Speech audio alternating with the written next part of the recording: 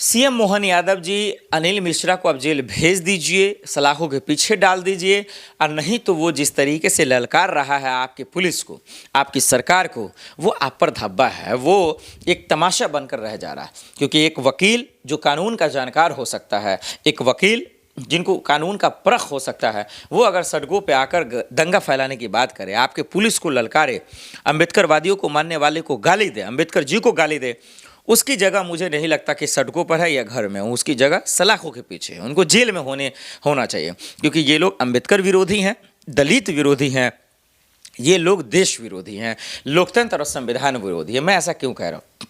वकील अनिल मिश्रा के बारे में अभी हमने आपको बताया। अब देखिए ना, वो सड़कों पर आकर मध्य प्रदेश की पुलिस को चैलेंज कर रहा है कि भाई साहब, दम है तो जेल में डालो। हमने आपको वीडियो भी दिखाया। वो कह रहा है मेरा हक है कि हम अंबेडकर जी को कुछ भी कह सकते हैं, मेरा हक है, हम कुछ भी कर सकते हैं। अरे हक है तो कानून के दायरे में है ना, स्वतंत्रता बोलने की है। इसका मतलब थोड़ी है कि खुद छो बोल दोगे। अरे वकील अनिल मिश्रा साहब, अरे शक्लें अच्छी नहीं, बातें तो अच्छी करेंगे ना आप।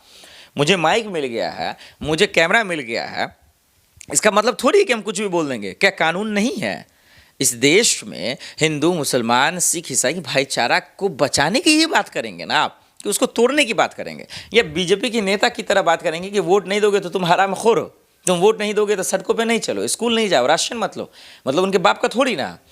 तो वकील अनिल मिश्रा को दरअसल क्या है कि वो सीएम मोहन यादव को चैलेंज कर रहे हैं, उनको भी धमकी दे रहे हैं कि भाई हमारे मन में आएगा मूर्ति तोड़ देंगे ग्वालियर का, हम उनका विरोध कर देंगे, हम अपने गुंडों को लेकर सड़कों पर आ जाएंगे, हम कानून को हाथ में ले लेंगे, आपकी पुलिस को ललकार देंगे, आपकी पुलिस जय श्री राम कर कर बचाएगी माहौल को, फिर भी हम उसको ललकारेंगे। क्यों? क्योंकि हमारे पास सत्ता का ताकत है, हमारे पास पीछे मंत्रियों का पावर है, हम जो चाहे कर सकते हैं।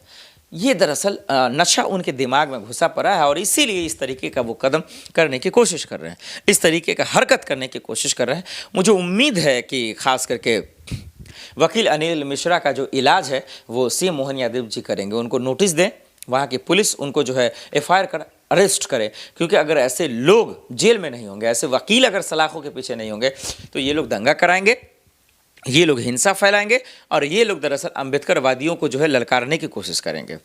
और नहीं अगर भेजेंगे तो ये माना जाएगा कि वहाँ की प्रशासन, वहाँ की मंत्री, वहाँ के नेता, वहाँ का सोच दरअसल जो है अनिल मिश्रा से मिल रहा है, इसीलिए उनको खुलेआम छूट दिया गया। हमारा ग्वालियर हाईकोर्ट में जब बाबा साहब की मूर्ति लगनी थी, तब भी हमने देखा था इनका तमाशा, इनका ड्रामा, इनकी बदमाशी। लेकिन इसके बावजूद सीएम मोहन यादव की पुलिस ने कुछ नहीं किया, हाथ पे हाथ धरकर बैठी रही, मुंह को दरअसल गूंगा कर लिया, कान को जो है बहरा कर लिया उन्होंने। ये समझना पड़ेगा, इनको ज़्यादा दिन छोड़ नहीं सकते हैं। ये लोग खुले गुंडे हैं, इनका जगह सलाखों के पीछे है, नहीं तो ये लोग संविधान, लोकतंत्र के साथ साथ अंबेडकरवादियों को जो है दरअसल दाग लगाने की कोशिश कर रहे हैं और उनको नीचा दिखा रहे हैं। ये देश सभी का है, हिंदू, मुस्लिम, सिख, ईसाई सभी का। संविधान के रक्षक बाबा भीमराव अंबेडकर साहब जी ही हैं, हमारे देश के पिता बापू दरअसल महात्मा गांधी जी हैं। भले आप कितना भी गाली क्यों ना दे दें, आप किसी को भी मान लीजिए, ये आपका हक है। आप सावरकर जी को, गोडसे जी को मानते ही हैं, जश्न मनाते हैं, लेकिन देश जिसका है उसी का रहेगा। हमारे स्वतंत्रता सेनानियों का देश आपके नाना का नहीं हो जाएगा। देश हमारे सभी हिंदू, मुसलमान, सिख, ईसाई के सभी धर्मों का है, सभी लोगों का है, और इसीलिए हम लोग खूबसूरत लोग एक दूसरे से मिलकर रहते हैं। भले आप कितना नफरत फैलाएं, जहर फैलाएं, लड़ाने की कोशिश करें, और इसीलिए आप लड़ाना चाहते हैं ताकि लोग काम काज, कपड़ा रोटी मकान पे बात ना करें, देश की तरक्की पे बात ना करें, हिंदू मुसलमान की राजनीति में जो है वो फंसे रह जाएं, मंदिर मस्जिद में फंसे रह जाएं। लेकिन इससे बचिए। अनिल मिश्रा जैसे लोगों को सीएम मोहन यादव जी जेल में डालिए, नहीं तो आने वाले वक्त में ये लोग देश को तोड़ेंगे भी, और इनका जो मंसूबा है वो कामयाब भी हो जाएगा और देश बर्बाद हो जाएगा। इसलिए बहुत ज़रूरी है कि ऐसे वकील को सलाखों के पीछे डालिए।